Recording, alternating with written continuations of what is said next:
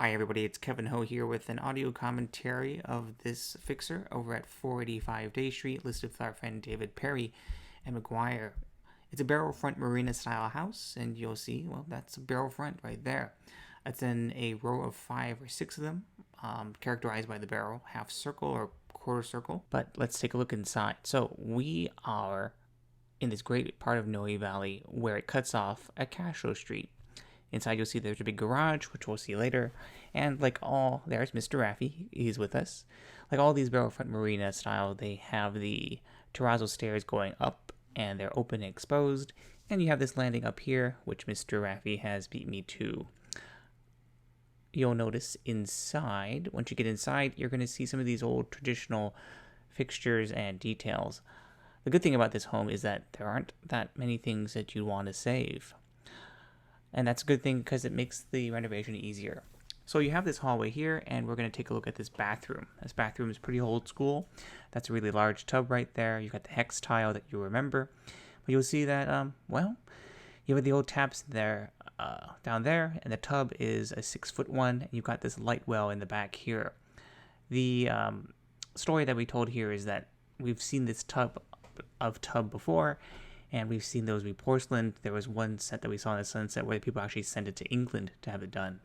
Anyway, out here, you'll see that this is the telephone holder for people in the 40s and 50s. And we go back here, here's your first bedroom. And then there's your kitchen. The kitchen is, there it is. And then it goes into the formal dining room. And you've got some of these old moldings and crown work there here. But let's go into the living room.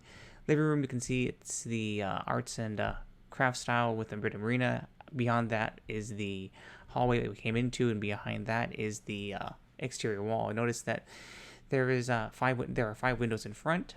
Usually above the windows, above the ceiling that is, you'll have 18 to 20 inches above. That's a wood burning fireplace. And here you can see that they did double pane windows, which is nice.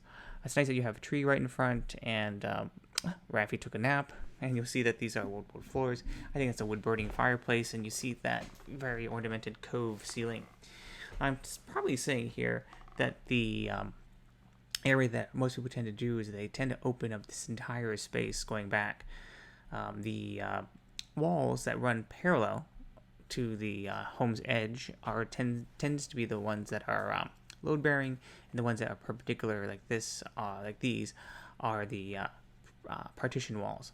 Going to the dining room here, you're going to see that there is a light well that goes around the kitchen back there. But the light well, as we walk up to it, it's one of those things in spaces where you could create something interesting. You could do a staircase with the skylight over or whatnot, but take a look down there.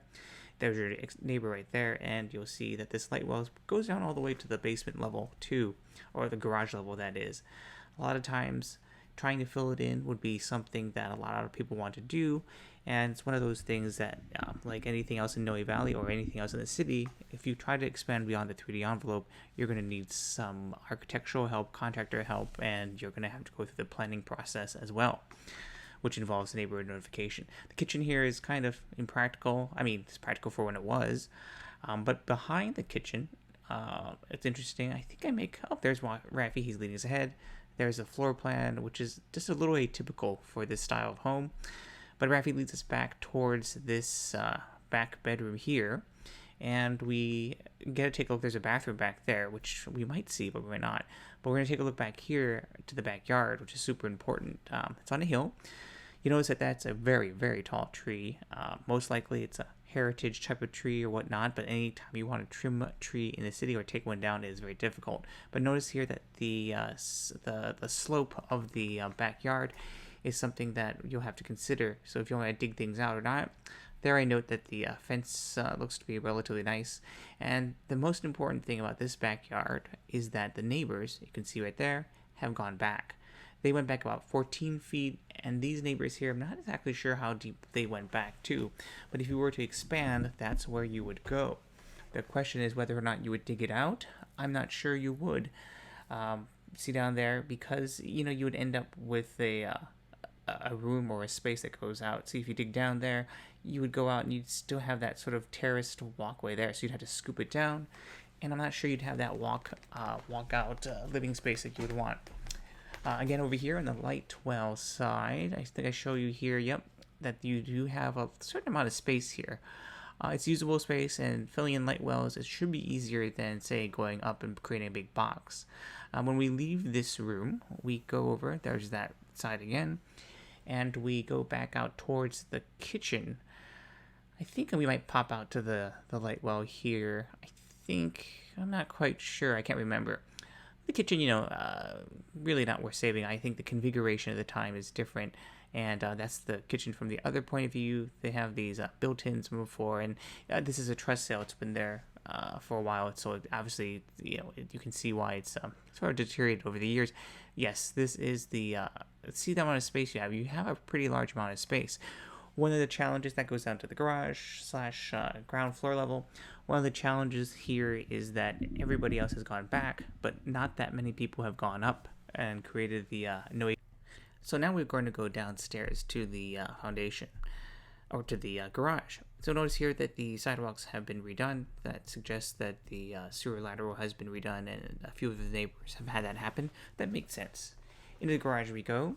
So you have a full, pretty wide garage here too. It goes pretty deep back, but you'll notice that it does step up.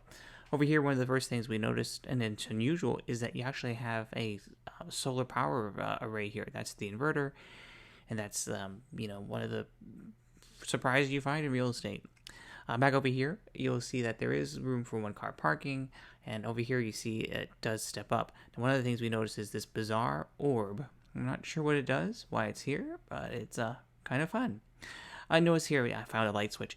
You'll see that it does step up. You have the old school furnace here. That's a gravity furnace, and the heat, the cold air sinks and it comes back down. And those ducts tends to be asbestos. It's on the outside, so you need to have somebody do that. It's an Atlas gravity furnace, which is something that you see quite often in the Sunset and in Noe Valley. It's was what they used in the 40s and 50s. Like I said, the gravity would have cold air sink and would sort of just go circulate around because the hot air would rise. No mechanical parts, and they still work, but they're inefficient. Over here, I note the foundation, which is concrete, which is great, but you'll see here there's some popcorning effect, and it's called efflorescence. What happens is that when they poured the concrete originally, there was either salt in the water or salt in the sand, and over time the sodium and ion and the chlorine ion separate, so that's not good. You probably have to take that out, and if you're going to be redoing this foundation anyway, it'd be nice because this distribution of weight is a little unusual. It's a Y and a triangle rather than just sort of the straight parallel beams that we see. And on the way back out, I was showing you a little of more of the pitting or the spalting or the popcorn effect. That's the outdoor space. And then here, you have enough room for one-car parking. You probably do another one if you wanted to. But the interesting thing here also is that you have a copper water line, which is about an inch in diameter, which is what you want. So they did some upgrade over time. Gas supply is new. It looks, well, I mean, it's the smart meter. And again, you have a lot of space. Oh, there's Rafi. He's waiting for us. A lot of shelving space and whatnot too, but I would envision that you would just sort of blow this all out. We do some of the foundation, put in steel. You'll need to get a structural engineer along with your architect and your contractor, and they'll figure out what you can do. That, by the way, is the main line sewer. There's a drain there. And so it's all in cast iron, which is what you have to have in San Francisco. And there is Rafi again. I think he's waiting to go home. We're talking about how you're going to have to replace the furnace. And basically, you're probably going to have to do most of not all the systems over again. I mean, for example, that's the front landing, and that's being supported by 2x4s. The house has been here for a long time, and it's still standing, obviously, but definitely a project. Now, the project is worth it in a way because you are in this particular part of Day Street, which is Noe Valley, but also it's not a through street, and you have this little turnoff up there by Castro, so you create this little enclave, this little cul-de-sac. Well, the barrel-front marina style. K.Ho here with Vanguard. Again, Rafi wants to go home, although he's a very patient dog. Thank you guys for watching. We will see you soon, and for more videos, go to YouTube and let us know if you have any questions. Right, Rafi? All right. Take care, everybody.